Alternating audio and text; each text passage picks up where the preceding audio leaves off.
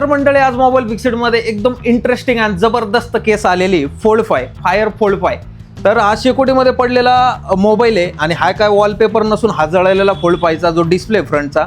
आणि तरी सुद्धा बिल्ड क्वालिटी तुम्ही पाहू शकता की डिस्प्ले एकदम प्रॉपर वर्क करतोय. त्याचं जे टच आहे ते वर्क करतंय.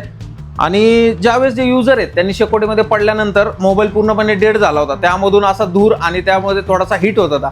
त्यानंतर त्यांनी काय केलं की गरम झालाय म्हणून वॉटर टँक मध्ये टाकला. वॉटर टँक मध्ये 15 ते 20 मिनिटं जवळपास मोबाईल त्यामध्ये होता. त्यानंतर त्यामधून त्यांनी काढला आणि डायरेक्ट आपल्या शॉपमध्ये मोबाईल फिक्सिट मध्ये आले आणि आता चार्जिंगला लावलं तर मोबाईल चालू झालेला आहे. म्हणजे बिल्ड क्वालिटी आणि जे वॉटर रेजिस्टन्स आपण म्हणतो ते सॅमसंगच्या मॉडेलला एकदम परफेक्ट दिलेले आहेत, पाहू शकता.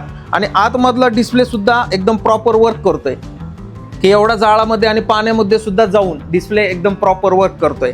आणि हा जो फायर फोल्ड म्हणजे काय म्हणतात डिस्प्ले जळलेला आहे तरी सुद्धा टच वगैरे सगळं प्रॉपर वर्क करतंय.